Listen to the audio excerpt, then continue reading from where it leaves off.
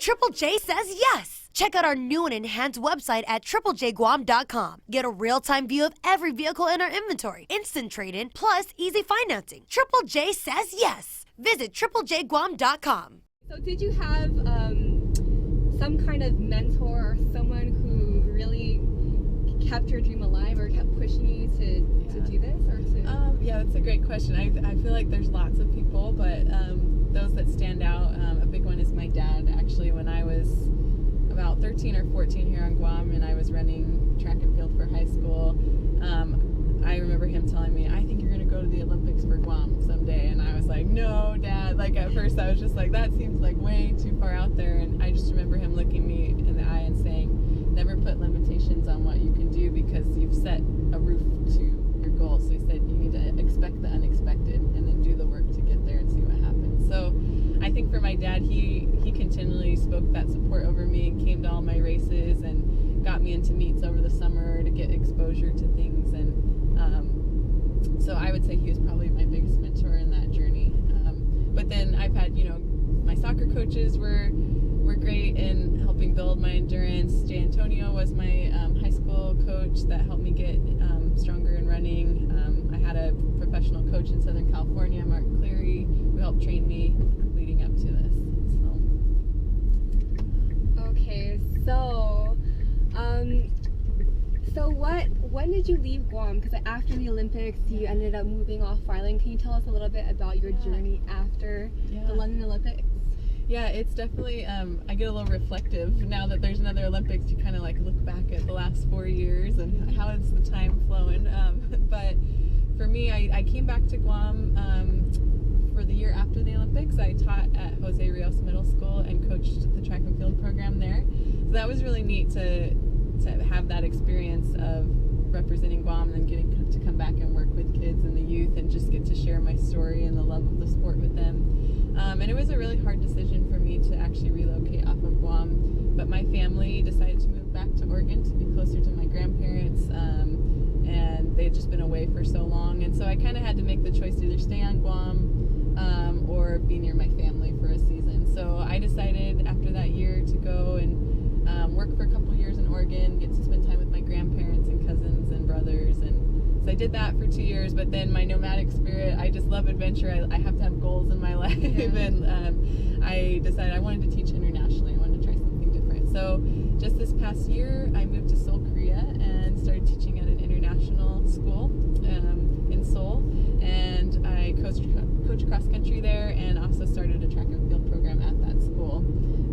But the neat thing is that there's the Asia Pacific Invitational Cross Country Championships here on Guam, which my high school coach Jay Antonio started, and I ran in the first one, and now I get to bring my athletes back here to compete. So it's been cool how I get to come back to Guam because I miss it. It's still my home. So your ties with Guam aren't over yet. No. They're continuing. Yep.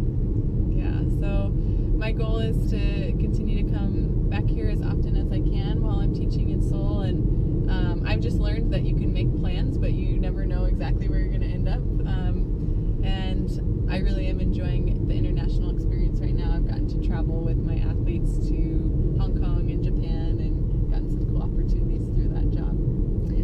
Okay, and before I went on this cruising with you, I was talking to some people at the station, and you actually went to school with one of our reporters, Crystal Paco. Oh, yes. And she was mentioning that you were valedictorian. Oh, yes, Krista. She's not supposed to tell my secret. So how did you, keeping up your academics like that, how did you balance your athletic career with your academics, and how do you continue to do that? You spend a lot of time coaching, traveling, you still have a professional career, so how does that balance work out? I think with anything you kind of have to decide what's most important to you, and we're only given so much time in a day, and you have to make sacrifices. It's not that one thing is better than another, but you have to choose for you what's going to be that. And I think I knew that my family couldn't really afford for me to go to pay for a full university, but I also wanted to go off island and play college soccer, and so I just realized I need to get a scholarship to do this. So that was a big motivation for me as I worked really hard in school and decided, this is something I love. I'm always a learner. I love school. I love learning new things. So I was motivated both because I like the subjects, but also because I was like, I need to do the best I possibly can. And with sports, I loved it, and I'm a competitor. I want to be at the top of my game. I'm frustrated with myself if I know I could have done better and I didn't. So I think that just kind of transfers to both. I just wanted to be the best I could be, and that's just kind of how I'm wired. I'm a disciplined person. I like to do it. So I would give up, I wouldn't stay out super late or necessarily do all the social events, but my friends were my teammates, that I just played tons of soccer with, and come home and do lots of homework and wake up and do it again. Awesome. So, yeah. But why Korea? What made you decide to go to Korea of all places? The big thing, the organization I work with, it's called Network of International Christian Schools, and they have schools all over the world, so in every continent. And so I applied with the organization because they had spoke to my university, and I knew they had a lot of really reputable schools.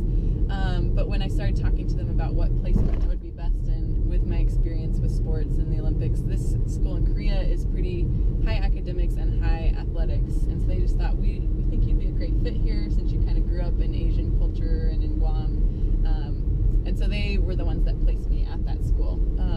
And I'm so blessed to be there because I get to have this connection with Guam. I'm only a 4-hour flight away. So. Still to come, invaluable tips from Amy to get you on the right path to living a more healthy lifestyle. Triple J says yes! Check out our new and enhanced website at triplejguam.com. Get a real-time view of every vehicle in our inventory, instant trade-in, plus easy financing. Triple J says yes! Visit triplejguam.com.